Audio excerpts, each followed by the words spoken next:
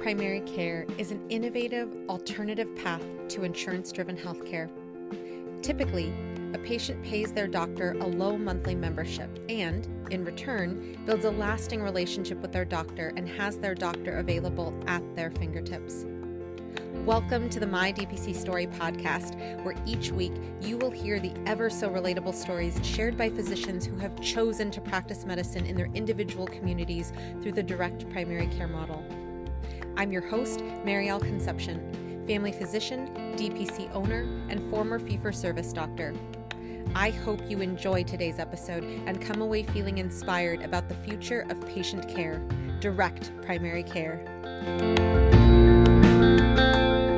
Direct pediatric care allows me to provide people with the care they deserve and also allows me to practice medicine in a way that feels good and aligns with my values and the reason I went into medicine in the first place.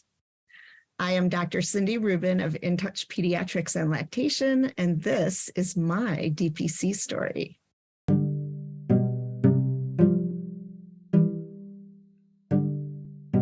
Dr. Cindy Rubin earned her BA in psychology from Stanford University in 1994. Not sure what she wanted to do when she quote-unquote grew up, she took time after graduation to live life, which included a volunteer program in Israel. After her time in Israel, she had the confidence she needed to pursue a career in medicine. She completed her pre-med courses at Northwestern University and then earned her medical education at Georgetown University Medical School. She attended her pediatric residency at the University of Chicago Corner Children's Hospital and then worked as a hospitalist at community hospitals in the Chicagoland area. Ultimately, she was not satisfied by caring for patients in the short term as a hospitalist. She yearned for the long-term, deeper relationships that one makes as a primary care physician, and that drew her to outpatient general pediatrics. She spent 13 amazing years working for Loyola University Medical Center as an outpatient pediatrician, where she taught residents and expanded her own knowledge. She developed a particular interest in breastfeeding, earning her certification as a lactation consultant in 2019, and then pursued additional training to create a niche as a breastfeeding medicine specialist. In 2021, she made the tough decision to leave Loyola and took a leap in order to practice medicine in a way that felt more true to her own goals and was a better fit to her style as a physician. She ventured out of the insurance-based medical system and opened In Touch Pediatrics and Lactation in order to provide pediatric and lactation care in a personalized, compassionate, and patient-centered way. For her, DPC is the model that allows her to spend more time with her patients, something sorely lacking in the traditional system of medicine. This not only provides her patients now with better care, but also provides her with a more fulfilling experience as a doctor. Welcome to the podcast, Dr. Rubin. Thank you. I am so excited to be here. It was a long wait. I'm glad that this day has come, because just a few months ago we were sitting at dinner and we didn't get to finish our conversation because there were so many DPC doctors all around us chatting about their lives and asking each other questions. And so I really am excited to highlight you and your story. So I want to start with going back into your history of being a doctor and the motivations that led you to choosing the practice that you have now. Back in 2021, you had viral exposure through Kevin MD as well as through your blog because you had posted about your experience in your life before DPC. Can you share with the audience what you wrote about then that really touched so many people after they heard your words? Yeah, I actually wrote that as I was getting ready to quit my job. I was still working and nobody knew, my colleagues knew, but nobody higher up knew that I was leaving. And I was a little nervous about having it be out there, but I just sat down one day after just having this horrible day in clinic and wrote it in probably 5 minutes or something, because I felt like I could not practice medicine in a way that was in any way serving others. And it was not, certainly wasn't making me feel like a good doctor. So med student had asked me, why do they book your well checks for 15 minutes, kind of offhand. That's interesting that they book your well checks for 15 minutes. And I said, everybody gets 15 minutes for everything. And they were shocked because it doesn't make sense. But I think we are so brainwashed in medicine to think that the way medicine is the only way and is the right way. And at this point, I was realizing that it's not, and there is another way.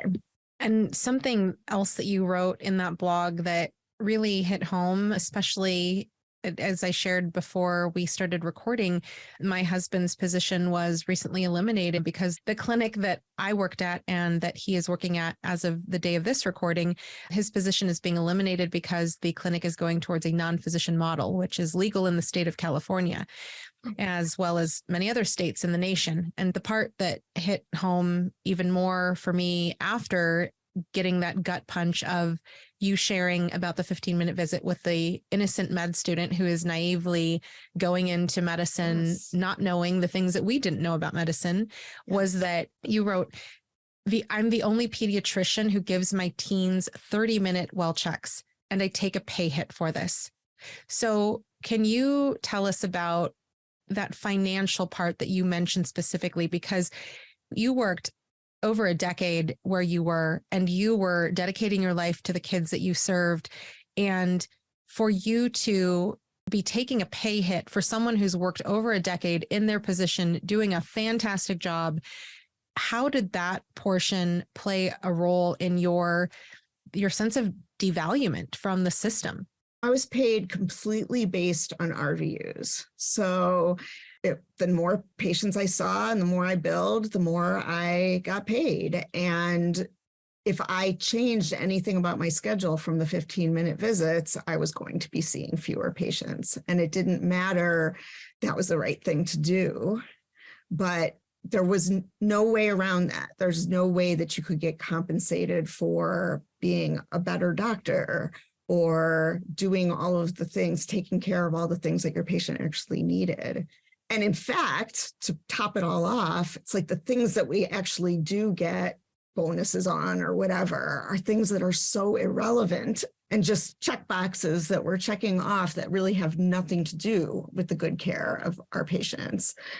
And yeah, it just didn't feel good. I did that with newborns too. And because of that, I ended up seeing fewer newborns because it was harder to get them in with me because everybody else had 15-minute appointments and it was harder to find those 30-minute slots. But that didn't make sense either. And it just really feels lousy to not be able to get people to see what's going on. And it's one of the big things that I'm still seeing in DPC because there's definitely a lot of education that needs to happen for people to see what DPC really is and where the value is. And yes, there's a reason why you might actually pay your doctor. People are so used to not seeing the money in healthcare. It has been really taken out of the equation. The money for your insurance comes out of your paycheck, so you never see it. And then you walk into your doctor's office to have an appointment. You have no idea how much it's going to cost when you walk in. You maybe have to pay your copay when you get there, but you have no idea how much the final bill is going to be. But you go because that's just the way it works. And if and when you do get that bill later on, half the time you might not even remember why you were at the doctor, let alone might have made sense to get these charges, and you just pay it. And it's this system that has just been perpetuated and perpetuated so that when I am not taking insurance and I ask to be directly paid, people just absolutely have no idea what to do. There's no concept of it. And it doesn't feel good to me too. I don't like asking for money for something that I'm doing because I want to be doing it. I'm not doing it for the money, but I still have to make a living. And it's a really hard hump to get past for people.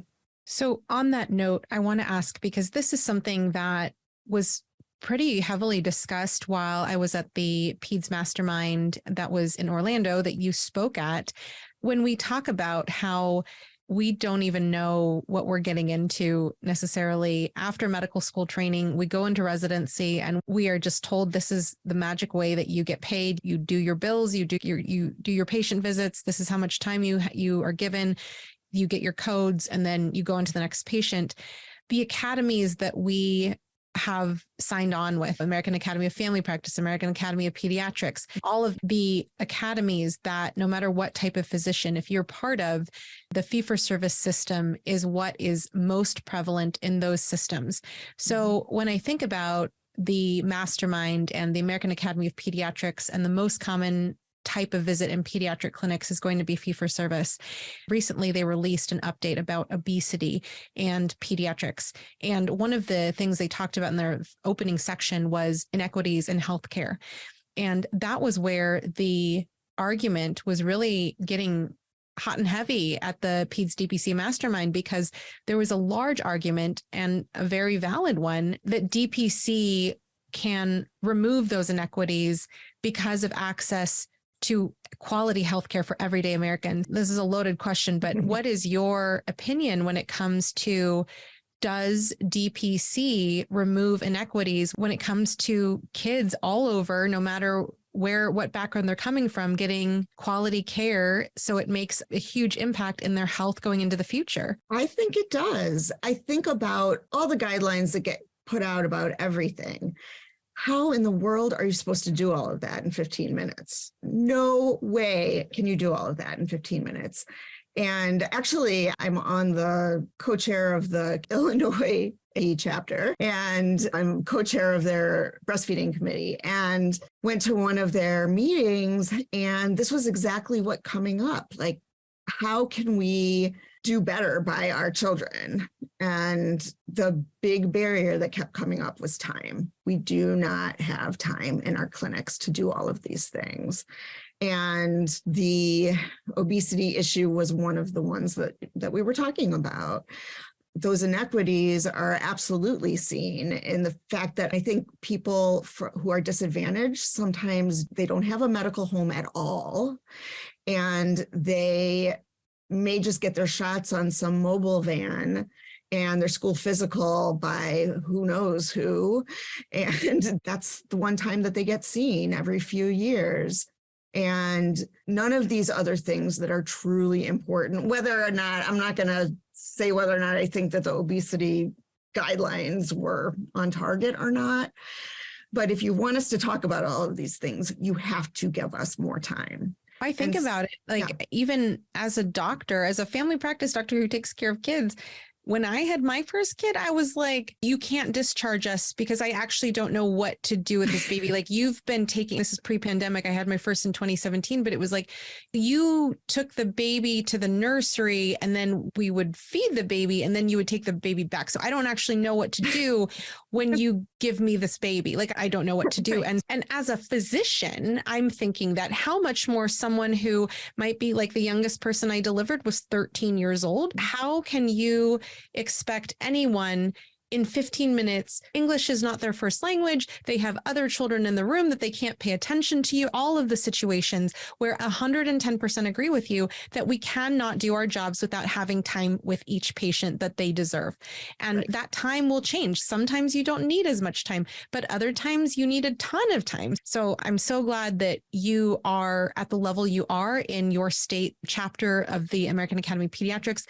And I'm glad that there are other people in the DPC community who are speaking out at the state and national levels when it comes to, our patients deserve better and we deserve better as physicians. And that's one thing that people actually complain about with the Academy of Pediatrics in particular. I don't know exactly how all the other academies are, but they advocate for the patients, they think, but don't advocate for the physicians who are stuck in this mess, trying to do everything and needing to do everything and wanting to do everything, but not being given an appropriate arena in which to do that. And I do think that DPC can bypass many of those barriers, because People also think of DPC as concierge, and it's not concierge.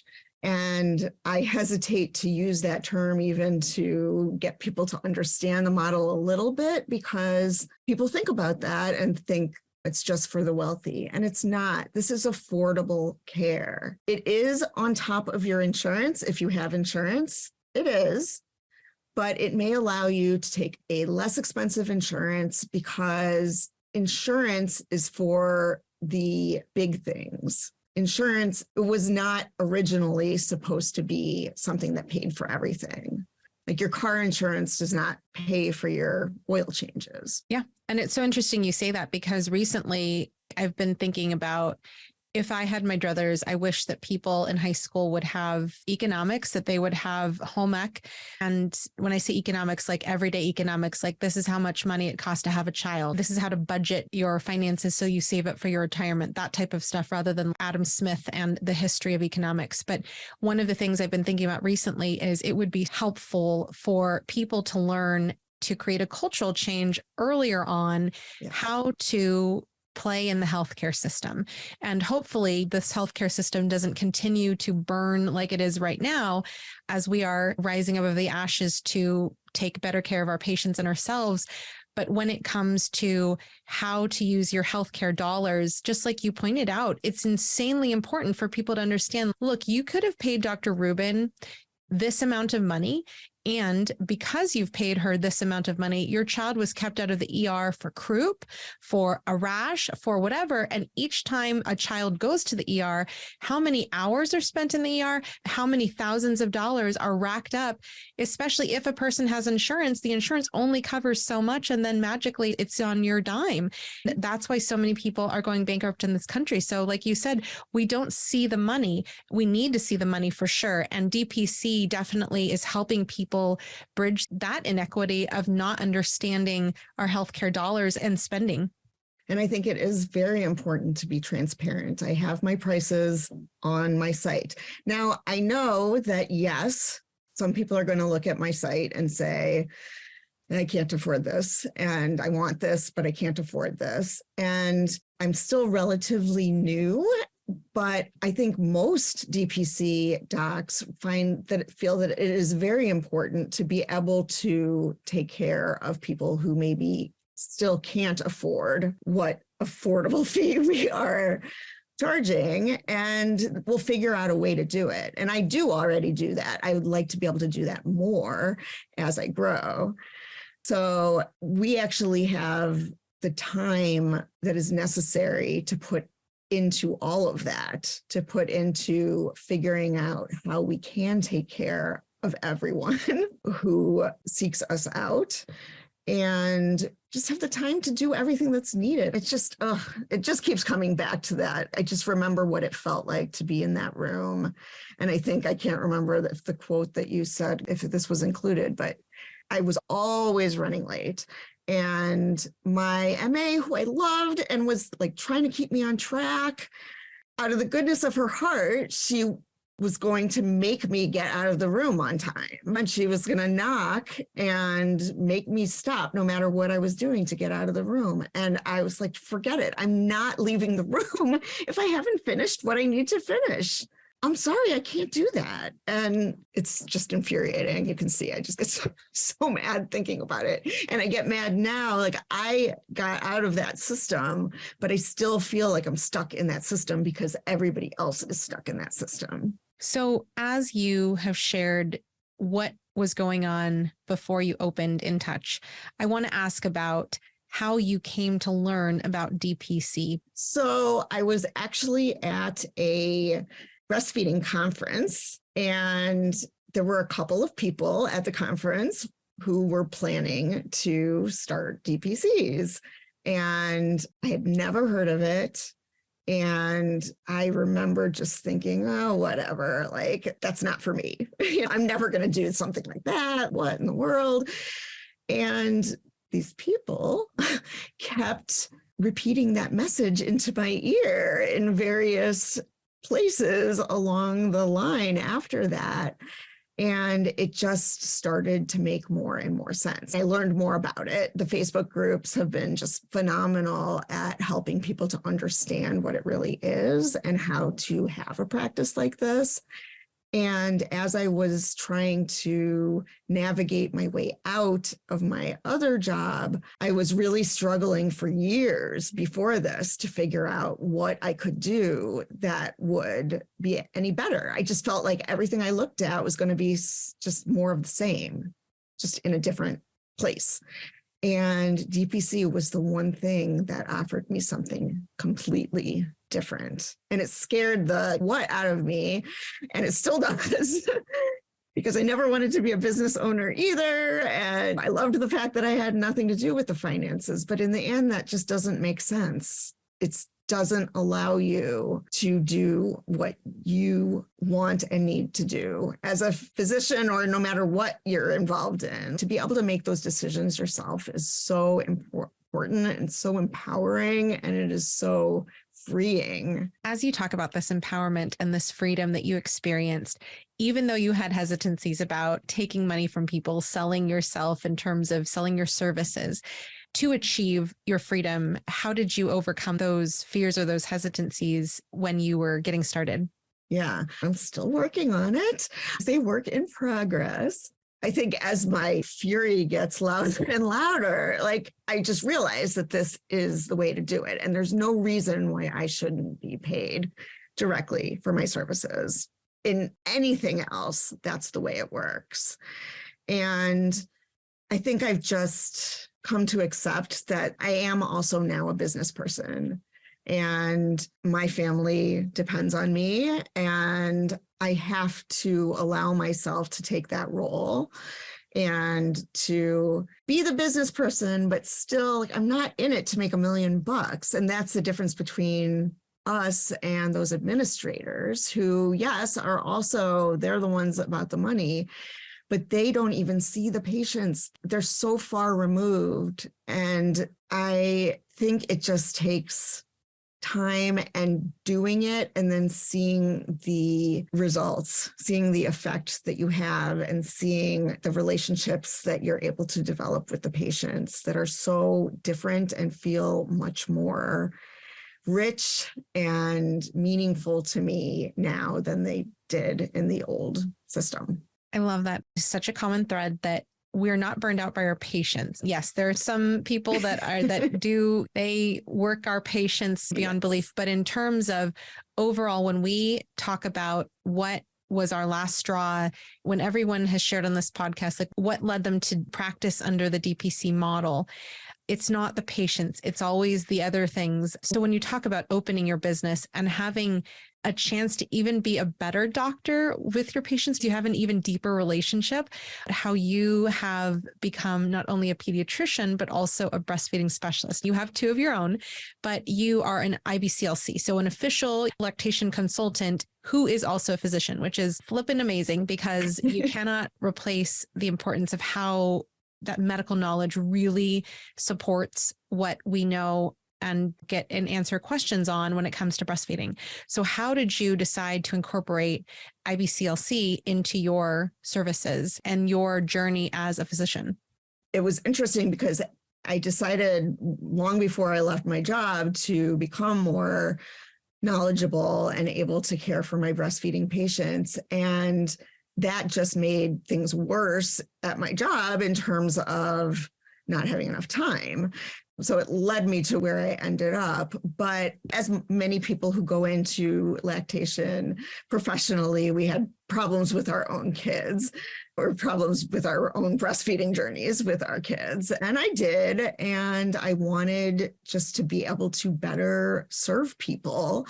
And I just want to clarify the difference between IBCLC and breastfeeding medicine, actually. So I didn't know this at first either, but there is something that is called breastfeeding and lactation medicine. And what this is, physician level care of breastfeeding problems that may be more complicated than can be handled by an IBCLC. It's just simply out of their scope of practice. They may even have an idea of what's going on and know about it, but they can't practice medicine.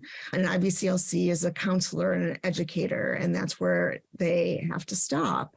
And as a physician, I have training that is geared specifically towards physicians and how to work up, diagnose, and manage more complicated problems.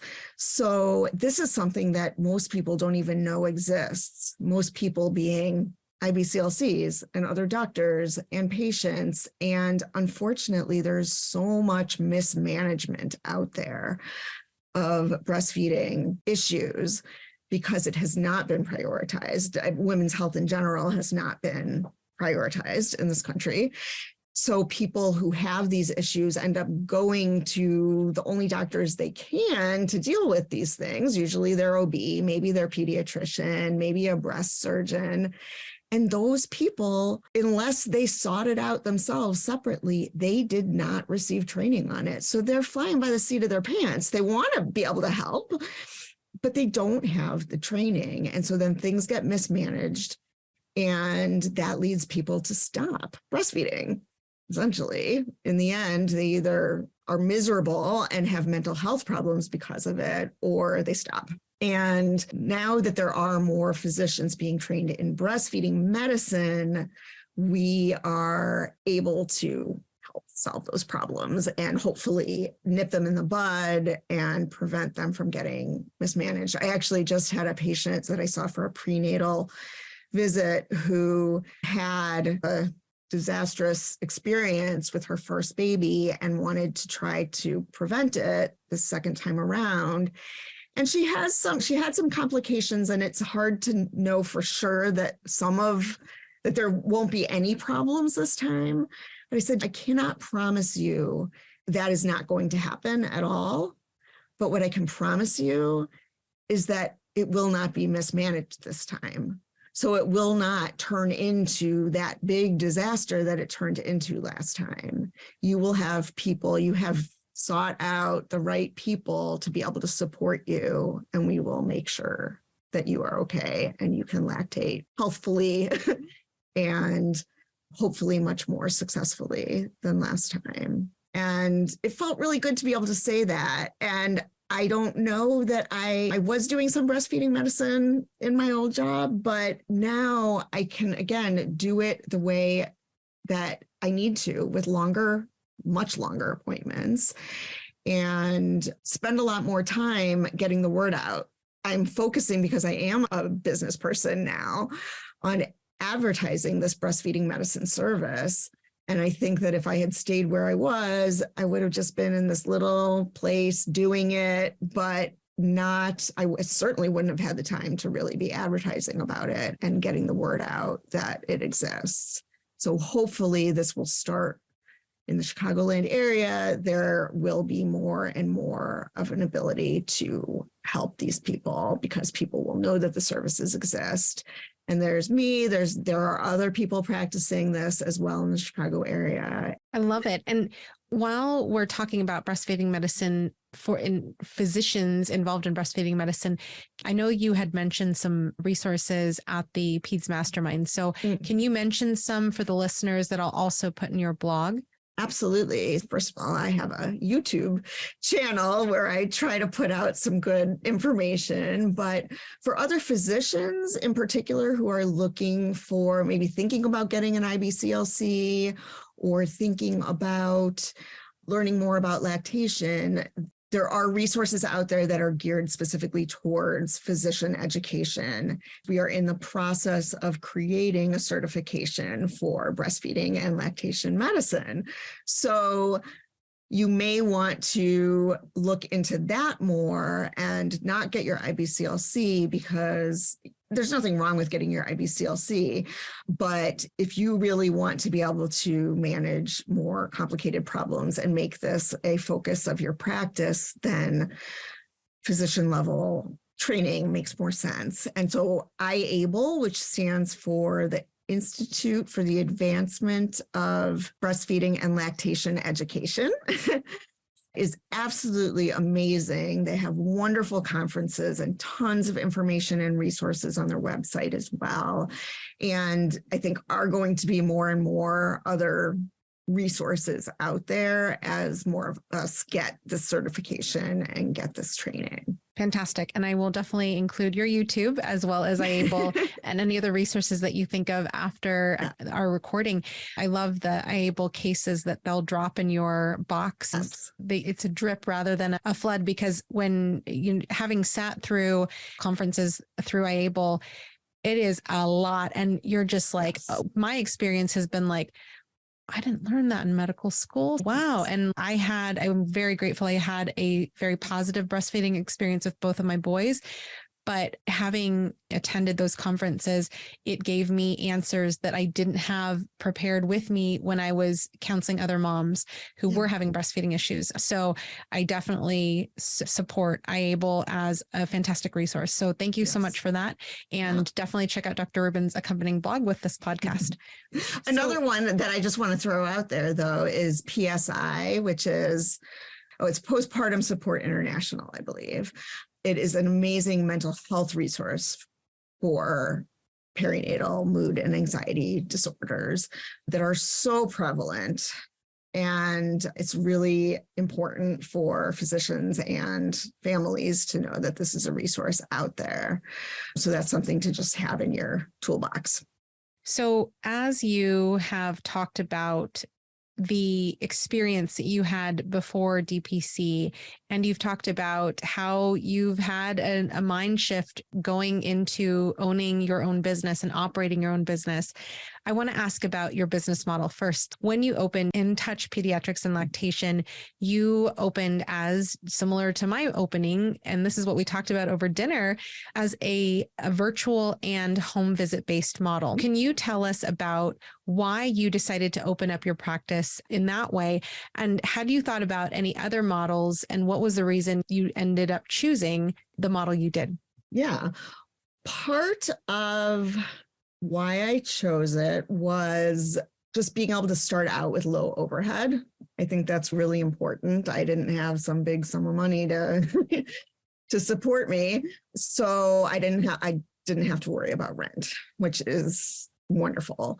So I figured that would be a good way to get my feet wet. And breastfeeding medicine and pediatrics and taking care of babies after they have children, it just lends itself, I think, to home visits. And it's funny that the only home visits that are really paid for in the fee-for-service model are geriatrics, but they're not the only ones that need this. So it just was a kind of a natural decision, I think, because of the breastfeeding. It's just so much easier to figure out how to help somebody when you're in their space and you see, both with breastfeeding as well as pediatrics, like, what do they even have blocks? If I'm asking if their kid can stack a tower of blocks, do they even have blocks? I can see where a child sleeps. I can see the chaos or the lack of chaos in the house. And some chaos is good, actually. And it can make a big difference on what I can help them with. And I'm not claiming to be perfect in my own home in any way. I have my own issues, but it just really helps you to take better care of the entire picture, essentially. So I really enjoy that aspect of home visits. And kids they just tend to be more comfortable in their own environment. And so I can really observe their development so much more naturally. I don't even have to ask my developmental questions. Like, I feel like in the office, I really did, because usually the kid is like just sitting on their parents' lap and they're scared of you, and you don't really get to see what they are truly like if they're in those much younger years. And at home, you can see everything. And I really love that. I also offer 4th trimester packages, and this has evolved over time, but I think that I have found the package that works, which is a 6-week package where I am the pediatrician and the lactation support person and just the overall like cheerleader for this family as they transition to having this new baby, whether it's their first, second, sixth, doesn't matter. And it's interesting that I've had more people sign up for this package who it wasn't their first baby, because people don't realize how hard it's going to be until they've done it. But it feels so good to just, on these rainy days and snowy days, I'm the one who comes out into their house, they don't have to lug the baby and the toddler and everybody out. And I think helps that transition so much. And I have loved doing this. Now, that being said, I really do love all of the home visits, but it does limit my ability to see more patients, which I don't want to be seeing 15-minute appointments, but I do feel like the time it is taking me to do the driving, it's a lot. And I'm not really getting reimbursed for my driving time. And it's just wearing on me a little bit. So I do think that I probably will get some sort of brick and mortar something or another over sometime in the next year or so. So maybe at around the 2-year mark.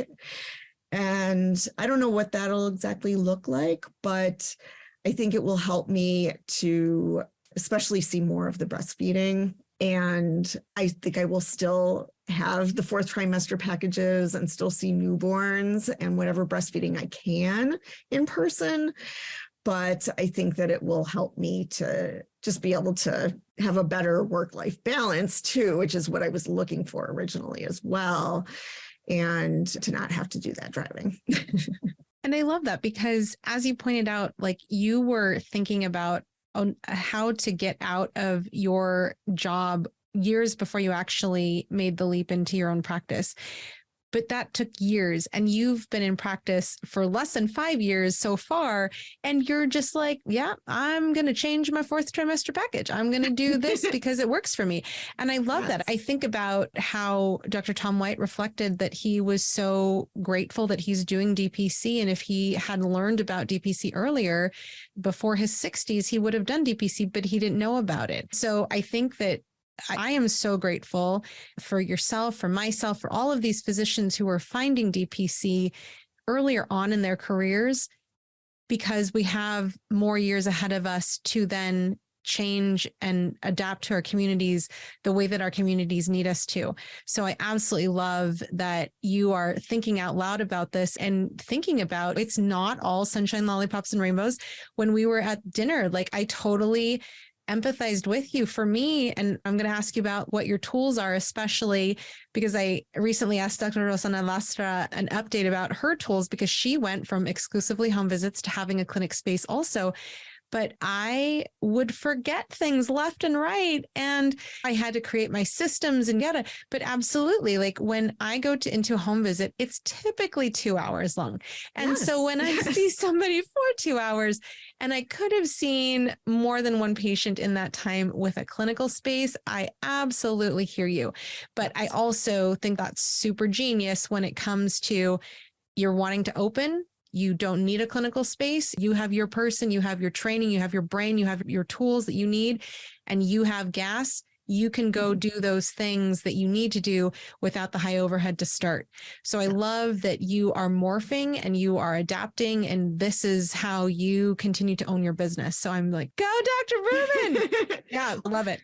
And the other thing is that the DPC community is so supportive. I don't know how much of my pivoting and everything is just from my own ideas. It's like hearing what other people are doing and hearing what works and what doesn't work and what other options are out there. And even just locally within this area, the other DPC docs are all like, we all just want to help each other survive, because the more of us survive, the more we can change medicine. And the more each of us survives, the more each of the rest of us will survive. And I think we know that. And it's so refreshing to be in that sort of community where everybody wants to help everybody else. And just this podcast is so amazingly helpful to just get the word out but also talk some specifics about what has worked and what hasn't worked so that can help people down the line. Absolutely. And for years to come, that's what I love is that you could pick up your story 5 years later, 10 years later, and somebody can still be learning from your experience. Yes. So that said, on the topic of tools, because you are doing breastfeeding medicine, your 4th trimester package, you do ear piercing, you do general pediatrics, what are your tools that you are typically carrying when it comes to home visits? So I have a scale. I think that's very important. I have a baby scale and I have a bigger scale. And I finally found, it took me a while to find ones that I liked for that too. I use a big bulky backpack for the majority of my tools. And I have one little baggie that has all of my thalamuscope and my otoscope and my head circumference tapes and my HENT bag, which is head, eyes, ears, nose, and throat for people who are not medical bag. And then I've got my blood pressure stuff and I've got all my blood pressure cuffs because you just never know what you're going to need. And I think the big thing that is probably different about being home visit pediatrics is also I've got my little cooler for my vaccines and isn't simple. I feel like I finally have it down. You need to be able to have the vaccines at a very specific temperature, not only when you're storing it in your office or wherever these are just being locally stored, but on your way to a bunch of visits, they need to stay that temperature. And so I have my little thermometer and I always forget to turn my thermometer off when I get home. And my family's, what's that beeping? What is that? I'm like, oh, it's just the thermometer is telling me that the temperature isn't right, but that's okay because there's no vaccines in there anymore. But it's really fun, actually. This is the stuff that I didn't do. I never gave vaccines. So I've had to learn all about this and like, where do you even stick the needle? And it's fun. It's like having a whole new career, actually, to be able to learn about these things and do these things. So that's my vaccine stuff. My vaccine bag has all my different size needles and my little Buzzy Bee. So my Buzzy Bee, this is something that just helps with pain control. And I learned from another DPC person to have some essential oils for distraction too, which I think is great with vaccines, and bubbles. So I always give these little things of bubbles because they're great distractors. It's a good toy to just be able to give the kid as their little visit gift instead of a sticker or a lollipop. So I give the bubbles, but I can use them to distract a kid while I'm doing vaccines, or an older kid can actually blow the bubbles themselves because that makes them take deep breaths in and deep breaths out. And that's exactly how people can calm themselves down when they're nervous about getting shots or some other procedure. So I use it for my ear piercing too, because despite wanting to get your ears pierced, many people are nervous when the moment actually arrives. So I think my bubbles are big. I actually had gone to the dollar store and bought a bunch of random toys initially. And then when I got these bubbles, I was like, no, this is just going to be my thing. It's perfect. I love it. I bet you a bunch of people are opening their Amazon app to buy bulk bubbles, which is awesome. I should send you the link to the bubbles I have because they're just a cheapo giveaway and they are the best bubbles ever. They're teeny little bubbles because it's just this teeny little thing, but they are really good bubbles. Yeah.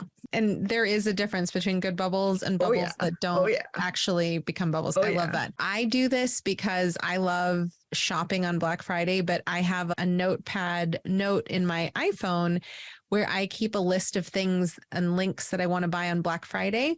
And I have the one that Dr. Nazia Sharif had mentioned in her podcast, but I also have the stadiometer that is like a triangle that's wireless. Yes, and I have that too. Yes. And that was on Black Friday sale. So if you have links of things that are a little bit pricey and you're wanting to get them and you don't need them today, definitely something to think about putting them them in a list for getting ready for Black Friday. And then also, if you just put them in your Amazon cart and then save for later, sometimes you'll get alerts that, oh, the price has gone down by 10% or whatever. So just little tips there, but I cannot wait to buy these bubbles that you speak of. Really good. The other thing that you don't realize that you're going to need, I think, is a script pad. We do electronic prescribing most of the time now. And for some things, at least in Illinois, we have to electronically prescribe. But how do you write an order for labs if somebody's going to just go to a lab?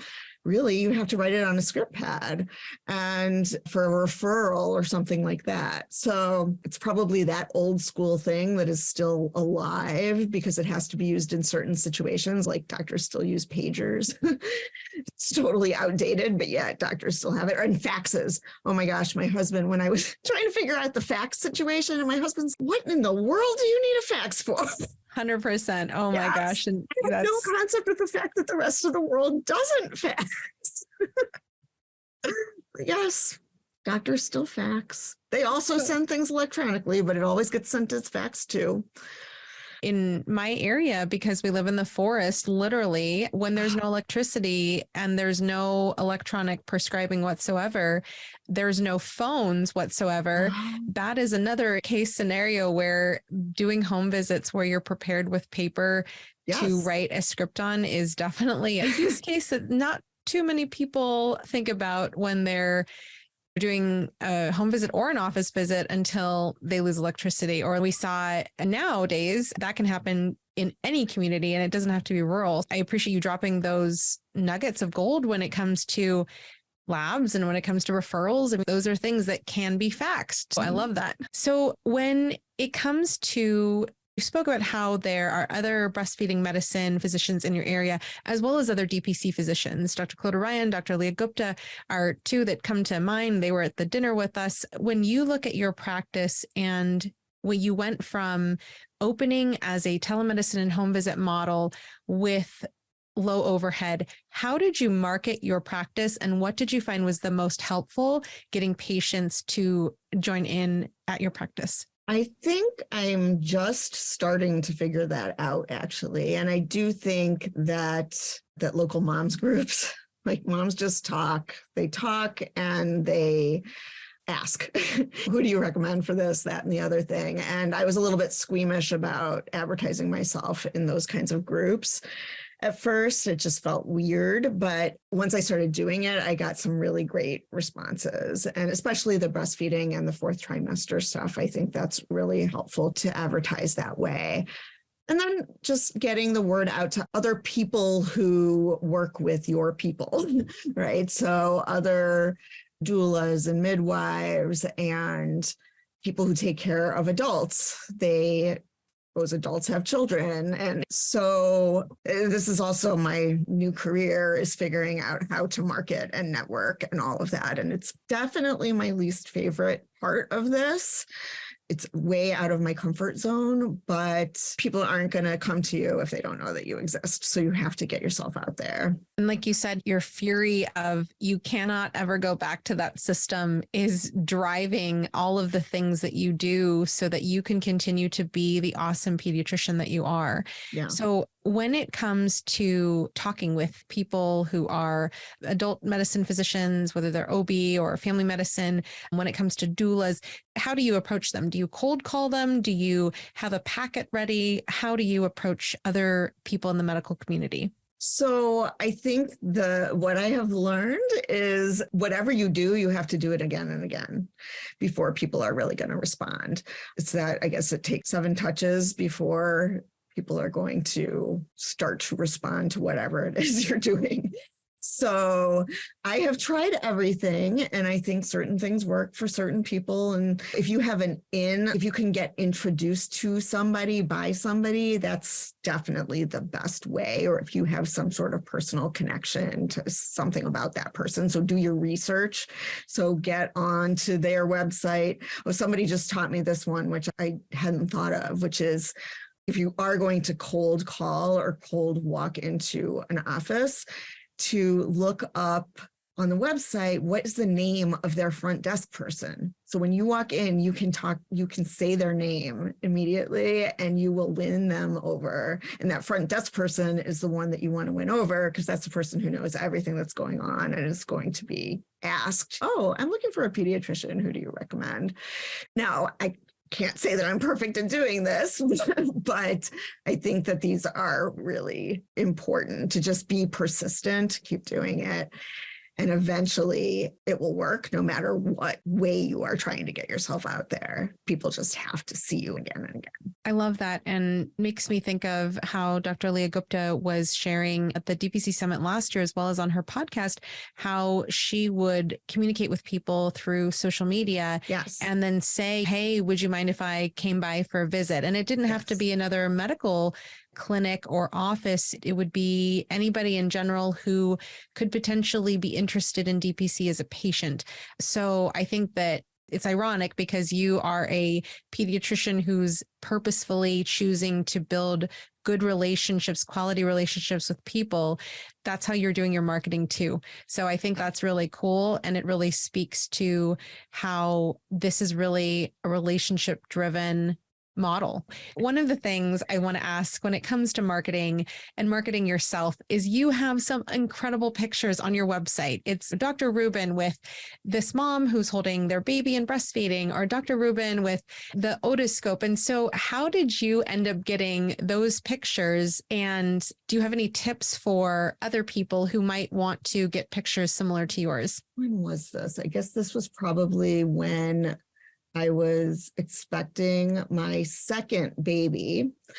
I saw a photo on a local moms group. I just saw somebody posted like their family photo or something, and it was very not staged. And I loved it. And we were getting ready to have family photos taken, and we were about to have a baby. And so I contacted the person who posted that and said, who's your photographer? I really love that photo. And she told me who she was, and I contacted her. And she became our family photographer. And so naturally, I asked her to be my business photographer as well, because she's just so good at just capturing the moment and very candid shots. And so she is going with me to some regular visits. But another thing, I don't feel super comfortable asking my patients. There are some that I feel more comfortable with because I just know in a different way. But I don't necessarily want my patients to feel obligated to say yes to me if I ask them if they would be models for me.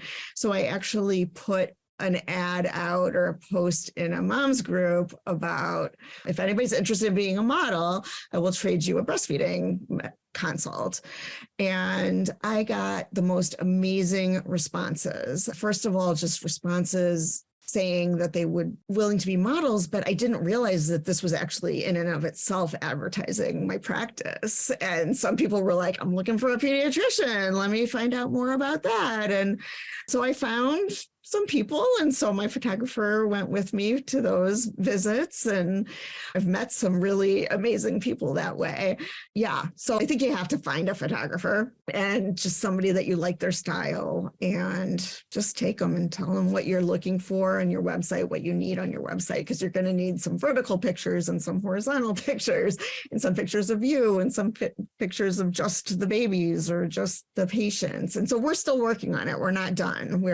We got waylaid a little bit in there. So we're still going out and taking more pictures. So there's more to come for that. So one of the things I love about your website is specifically on your 4th trimester postpartum package page, as you're scrolling, which many a mom, I am definitely one of those people at 2:00 in the morning when I was feeding my kids, I would be scrolling. You will see on your website facts about your practice. Feel confident as you navigate getting to know this little new human and your new role in your family. And the way that you're scrolling, the words that are empowering to your patients or what they would like to be empowered with are appearing on your page. How you got your website? Do you design your website? Do you have someone design it for you? And how do you pull the copy that is relevant to your moms, your patients, your families? I did my website myself. So I use Squarespace and in a weekend. And it has been tweaked since then, but I got the basics in the weekend. I like Squarespace, by the way, because you can put in your colors and it creates the scheme for you, which is really nice. And you can tweak that too. But I was comparing that with probably Wix, or I don't know what I was comparing it with, but it was better in that sense. And then the copy has definitely been tweaked over time. And the copy is also all just mine. And I sat there and I just wrote it. But those quotes, I learned through some marketing classes how to sell things. And when you sell things, you look for people's pain points and you look for the things that are going to be emotionally powerful to them, because that's what's going to get them to keep scrolling and ultimately to purchase something, to think, oh my God, I cannot live without this. And so I just keep tweaking, but I guess it's nice to hear that I picked some good words. When I think about avatars, I definitely think about myself in the position of fill in the blank. And so when I was reading your website, thinking about how, man, I watched all seasons of Criminal Minds when I was breastfeeding my first kid. And then when I was, I've already seen that episode and scrolling on my phone, all these terrible habits, I would get really emotional with random things because you're postpartum and you're not getting sleep as part of that. But when I read things like feel ready, feel empowered, have one less thing to worry about or to stress about, I sure as heck would emotionally react to and be drawn in by your website, especially envisioning myself as that mom at 2:00 in the morning. So again, congratulations. It's amazing. And you are showing up in your website, in your practice, and you couldn't do that with the time that you were limited to in your former practice. So it's beautiful what you've created. Thank you. So, one thing I have to work on is SEO, because SEO is very important and you should have SEO in mind as you are building your website. And I don't know that I did. I tried to do the things Squarespace told me to do, but I'm not ranking super high on Google. And so I need to work on my SEO. So that's just an important thing to remember when you're creating a website. And if you're going through similar struggles, like how you said you took a marketing class to learn about copy and to learn about selling yourself, there are ways to learn about how to work SEO in your neck of the woods. It's so interesting when people take courses, when they've decided or when they're actively doing DPC, the way that course's information manifests is so different than if we were to do it in a different industry. So yes. I think it's so cool to see what people create. Yeah. Yes. And also, like, my driving has not been for naught, because I'm pretty much always listening to some sort of business book while I'm driving. So as you're talking about your practice, I want to ask about how you chose an EMR to support what you need supported in your practice, because you're offering home visits, you're offering a 6-week postpartum package, as well as things like ear piercings. So how did you go about selecting an EMR to support what you do? So I actually just have my ear piercings separate from my EMR. So far I have kept it separate. I was thinking that I was going to combine it, but it just made more sense for me to keep it separate because it doesn't require the HIPAA compliance, and I just take the money in a different way. So that's one thing. But I chose one at first, like having no rent to pay. I chose one that was free to start out with, because I have learned that one thing that is not a good trait in a business person is being indecisive. And I'm about the most indecisive person in the world. So that does not fit my business person persona. But I knew I wasn't going to be able to decide right away. So I started with Charm, which is free, period. I can't even remember if there's a there might be a top number of patients that you can have. I can't remember, but there are things you can add on and pay for. But I just said, I'm not super busy. I can do labs without having that integrated. I can do the billing without it being integrated. So I used that for a while and then started to get busier. I actually didn't mind Charm, but the thing about Charm is you cannot reach anybody to talk to about anything. So I knew that as things were going to get busier, I was going to need something with better customer support. And so I really debated, like, the PEDS people are looking for very specific things. We want to be able to easily print out a school physical form, and we want to be able to enter vaccines. And there's just very specific things that are not great in a lot of EMRs. And in the end, I actually just picked one because I really liked the people and I liked what they had to say. They were building from the ground up, but people who had already been with them seemed very happy. And it's kind of forcing me to be more simple in my notes than I usually am. They don't have all the check boxes, right? So you can make your note whatever you want it to be because you're not at the mercy of the insurance companies anymore. And it doesn't have to have a 10-point rule of review of systems. And so my notes don't have that. There's no review of systems being asked anywhere. So I really like that. And it also integrates the phone, like the texting and everything, into the EMR, which was important to me because I was using Spruce, but I wasn't integrating it with anything because I hadn't decided what I was going to use. And it only integrates with one, maybe two EMRs, that I wasn't going to go with those EMRs, but I really like being able to text and know that it is going to go right into the chart, so that I don't have to then go and write a note about what I was just texting, because it just saves time. And so I think that's something to look for sure in an EMR. And it's got its ups and downs, and there's a lot of changes coming with this EMR. And so we'll see. We have no idea what big package is going to be coming out soon that will hopefully be like the Wonder EMR. So we shall see. And when people are joining your practice, whether it's for pediatrics, whether it's for lactation, how does it work when a person is onboarded? What happens from their experience after they say yes?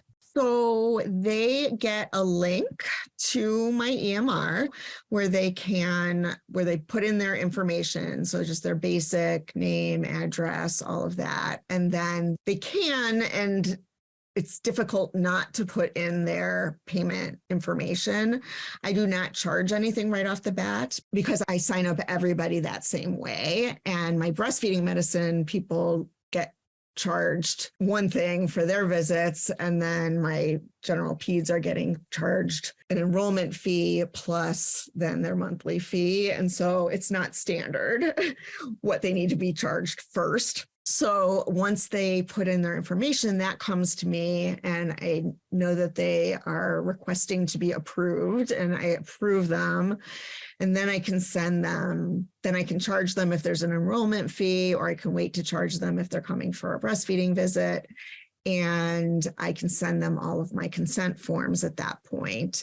And then once I get the consent forms back, then I start to put them in their monthly fee bracket or wherever they need to be. And then I set up an appointment. And I really like, even if I have a new patient, and they've already been born, I want to see them as soon as possible, because if they're going to call me and have a question about their kid, I want to have laid hands on that kid already. So I like to schedule. I can't always schedule it. Yeah, usually schedule it for the same day at all, but within a week, for sure. And for my own patients, like I do get calls from people who want just an acute visit, or I got one once from somebody who had been thinking about signing up with me for a while, but had a kid now who was sick and wanted to know if I could see them. And I was like going out of town the next day, and I was like driving all over the city seeing my own patients. And I was like, I'm sorry, I have to prioritize my own patients.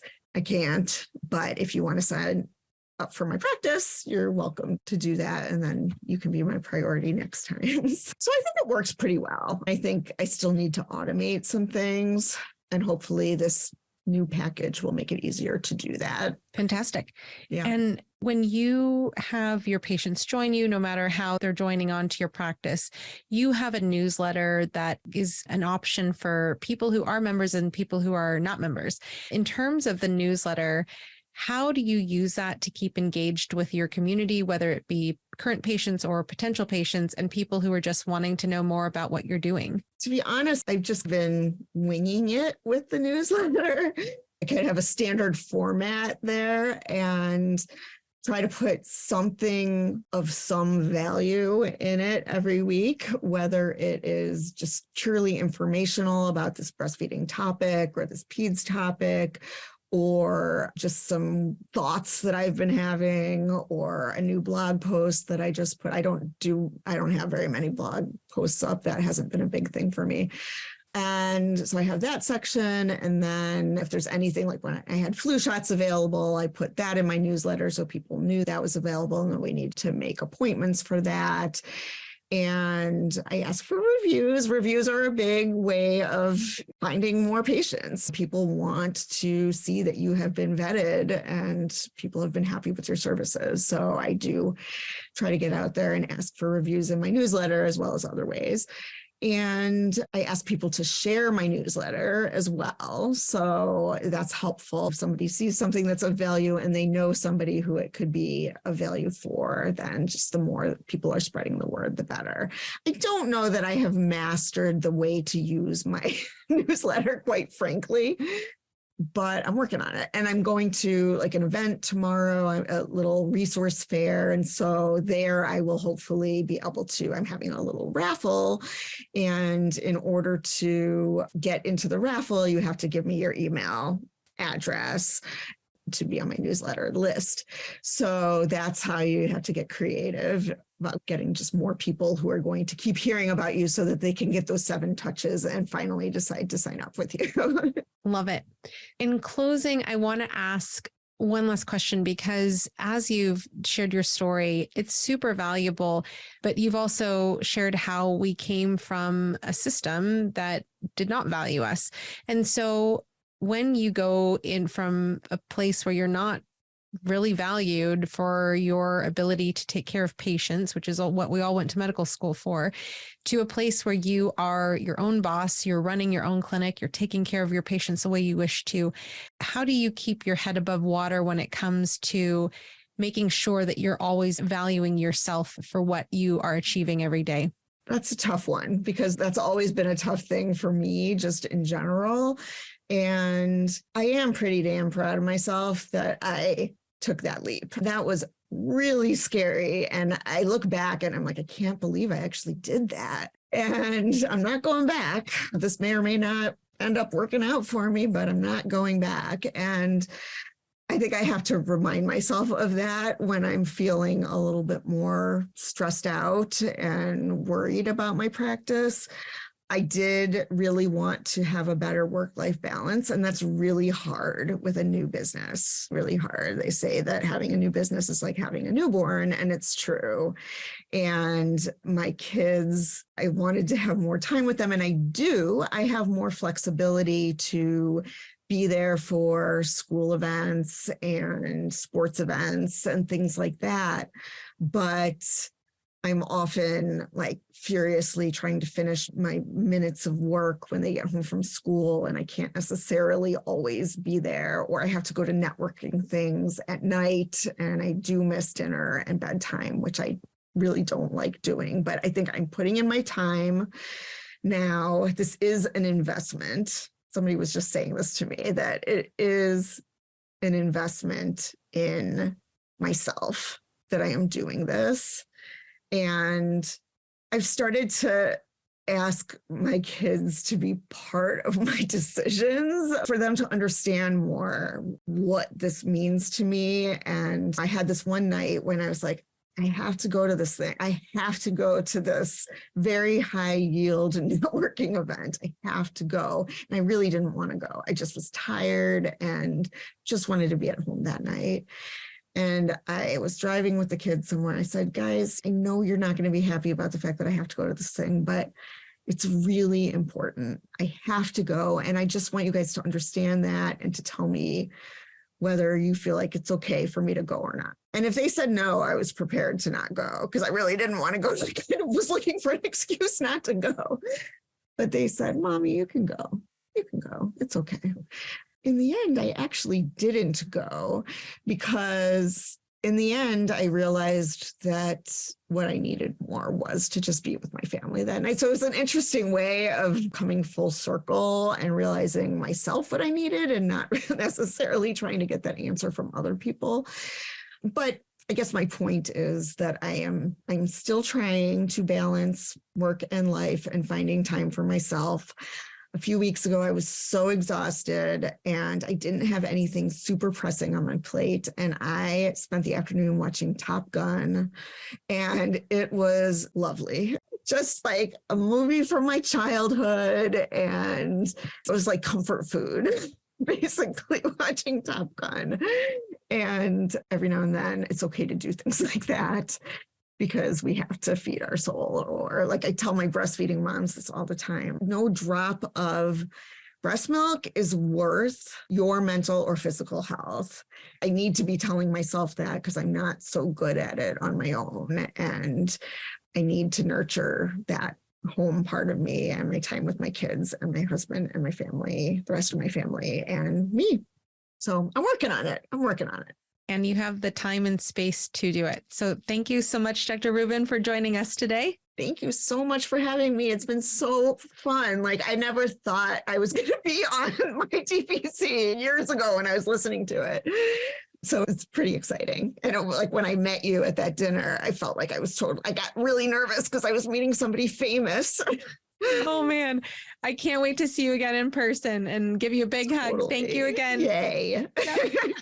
Absolutely. Thank you for having me and thank you for what you do because you're really helping to widen the movement.